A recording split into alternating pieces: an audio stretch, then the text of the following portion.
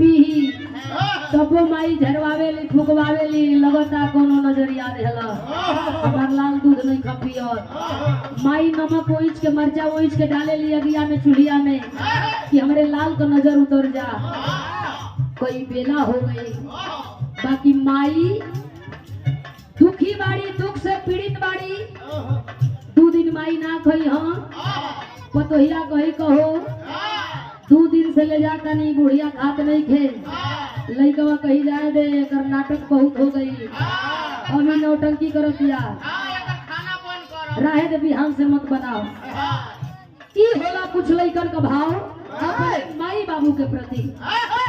जबकि चाहिए ना भाव हत अरे परली माई फल फुलनी खैया तो कहे खैहे हमरो कन्हैया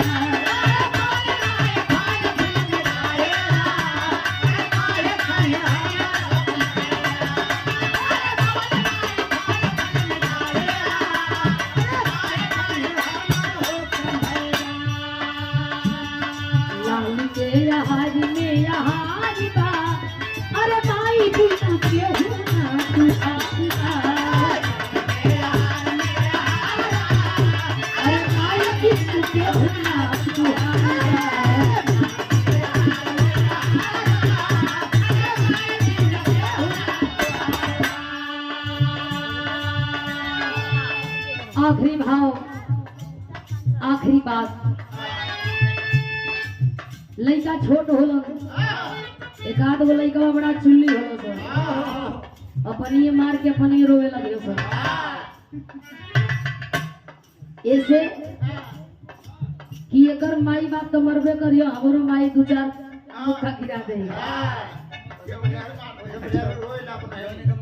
मार के रोत अपनी जाई का भाई लाल तो कहे कि फलाने मरलन माई गुस्सा में लाल हो जाई लइकवा के बहिया धैले जाई दुअरवा पर जाके 4 बात कही कि आई करे तो ही बाग जन्म होगले बड़ी तोरे लइका बाग भइल ह तोरे पीरा भइल है जब होता तब हमारे लइका के तोर लइका मारता एक सिखा ले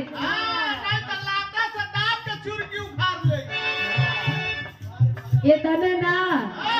माई औरी कही कि तोरे लइकवा के तोड़ के हम डाल दे चूल्ही में समझा ले पीरा से हम पैदा कैले बानी कहल जाला कि माई मेहरारू में बड़ा अंतर होला जबकि बेटी ही बहू और बहू ही सास होती है। उमरिया का दोष है बाबू जवानी भर पतोहिया अपन एक को करम छोड़ी ना अब बुढ़ौतिया में कहे कि का करे पतोही मिलल सिरकी उखाड़ल चाहत बा अब वो अपन भुला जाए कि हम कुछ कैले है हम पतोही रहले यही लिए कहल गई कि जब बेटी ही बहू है बहू ही पतोही सास तो भेदभाव कैसा माई बेटा का पेट तो हम बड़ा सटल वाला खिले नहीं खाता चलो चलो खा लो अब मेहरबा कहीं करा जा कौन रुपया ले ले हुआ हाथ डाली 50 रुपया 200 रुपया जब रही वो निकाल ली अब मरद का जब चूर चढ़ी तो कहे कि 10 रुपया दे दी दे 10 रुपया दे माई मेहरारू में भी अंतर हो गई भाव है आखिर हमारे गीत का कैसे अरे क्या हो खलिया खिया जो तान के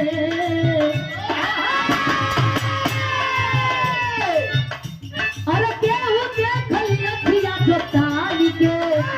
तमाई सर पली है आसमान के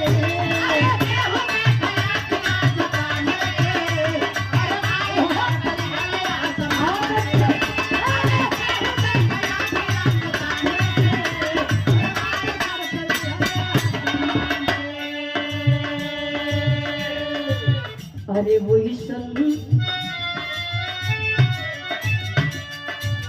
अरे वही संग ना केहू रखवारी बा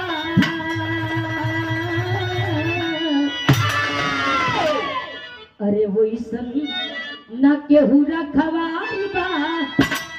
अरे माई बिनु केहू न तिहार बा